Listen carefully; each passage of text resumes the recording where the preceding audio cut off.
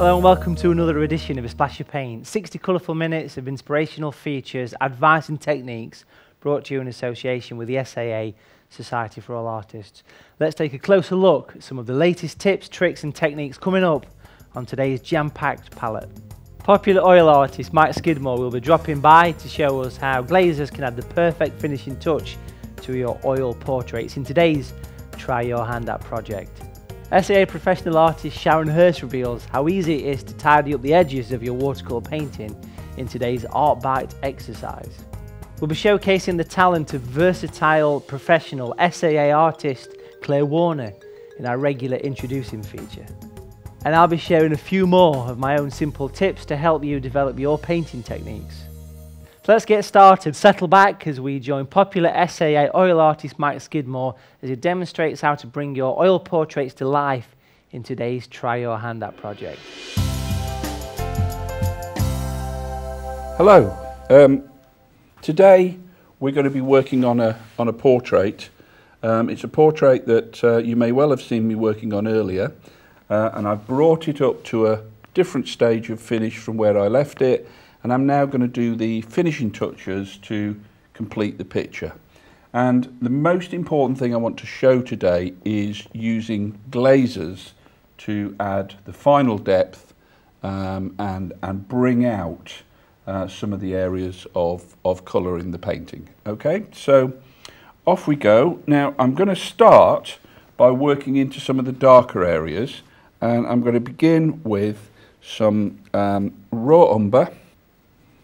Bit of raw umber and a little bit of red, just a touch, so it's not too strong. And the red I've got is cadmium red dark. Okay, I've got those mixed. I'm going to use now a bit of medium to thin that down because we want this to be reasonably transparent. And what I'm going to do first is I'm going to work into the darker shadow areas. So I'm going to work into this eye, and just in here, by putting this on nice and thinly, it will really push that eye back into its socket. Sounds painful. A little bit round the eye there, and I'm going to pop a bit more into the darker areas of the eye whites themselves. We'll work underneath the eye there and just add a little bit more depth there. We need to add a little bit more here in the fold of the eye. And what's happening is this glaze is going on, darkening, but we can see everything coming through underneath. There's a kind of strong shadow down the centre of the nose that I just want to get in place. We'll add a little bit more depth into the nostrils themselves, and if you remember from the last picture, keeping a bit of red into the nostrils, make sure that they feel like they're real as opposed to holes. Okay, I want to add a little bit more depth here, just so that the edge of that nose goes round a bit more. I certainly want to add a little bit more into the lips. There's a shadow on his left side, my right. The darker shadow in here.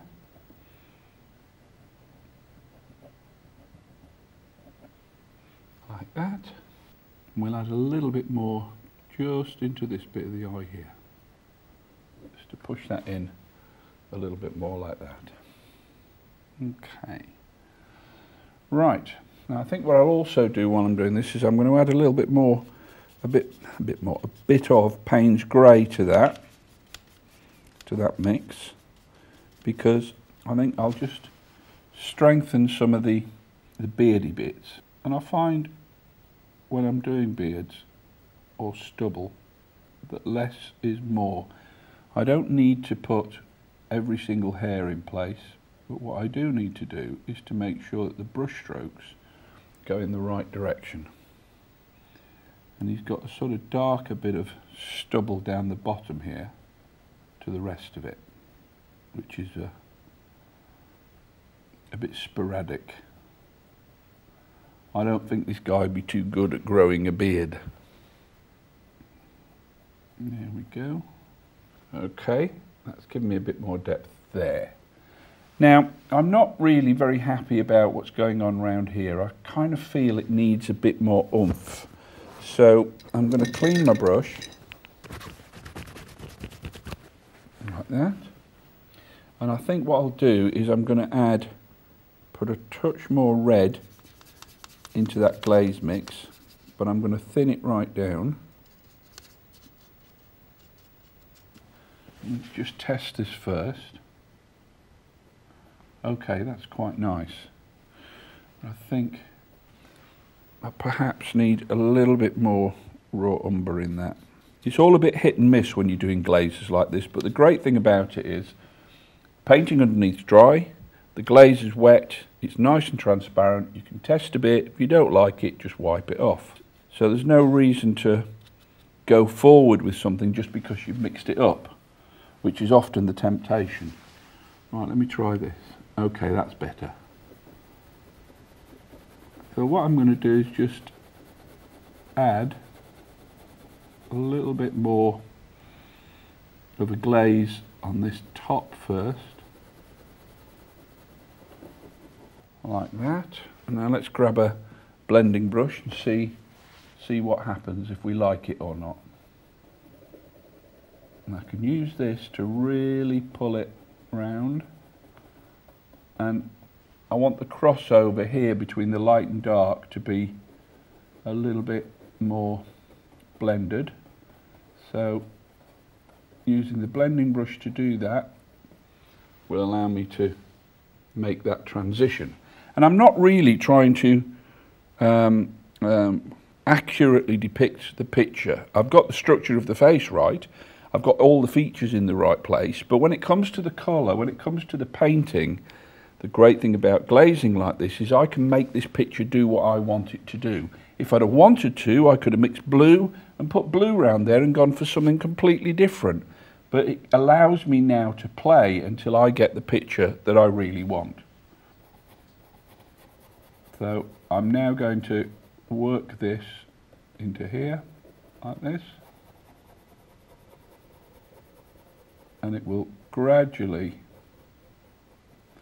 start to change the look of the painting, albeit quite subtly.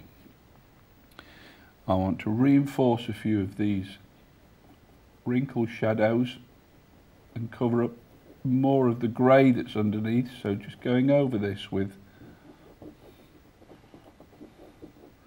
a bit of glaze will help me do that. Same in here, that's too grey, so I can just take that out. I want to add a bit more shadow under the lips, the sides of the mouth,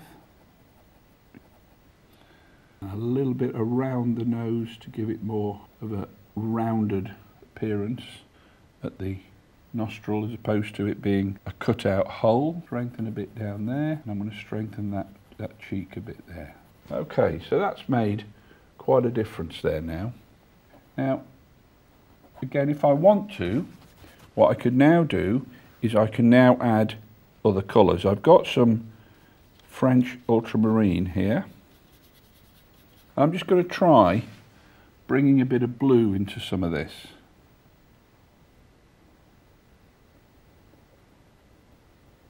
Just to cool down some areas. And I'm really kind of making this up. Why not? It's my painting.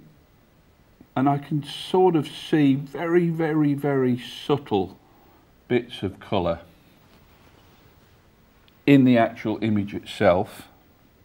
I can see a very faint blue tinge in places, but that's all I need. That kind of gives me permission to do this kind of thing. Use my blending brush where I need to. Get a bit more blue in there. I think we can certainly put some blue down here in the neck.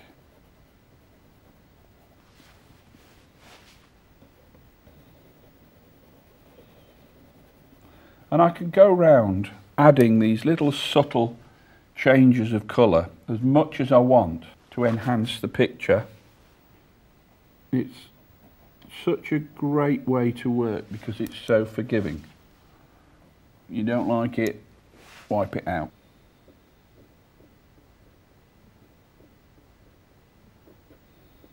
Okay, so there we go. That's the first part of this picture. I will be doing more later when I'm going to be adding more highlights, and I'm going to be working on the eyes to kind of finish off the picture with the lighter areas on the canvas, which are always the bit that I like to end with. There's a kind of reward in this that says, if I've done well, if I've got everything in its place, I kind of think of the highlights that I put on at the end as being a bit of a reward.